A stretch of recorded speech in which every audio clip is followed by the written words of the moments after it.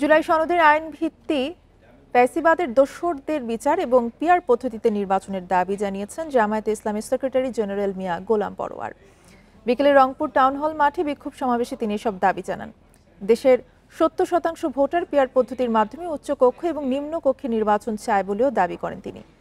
জুলাই সনদ বাস্তবায়ন না হলে দেশে আবারও ফ্যাসিবাদ প্রতিষ্ঠিত হবে বলে মনে করেন তিনি। আইনি ভিত্তি ছাড়া জুলাই সনদের কোনো ভিত্তি নেই বলেও মন্তব্য করেন গোলাম পরোয়ার।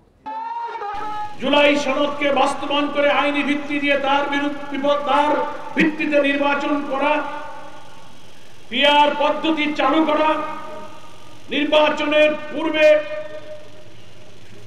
ফ্যাসিবাদের দোষর ঘৃণ্য অপরাধীদের বিচার নিশ্চিত করা,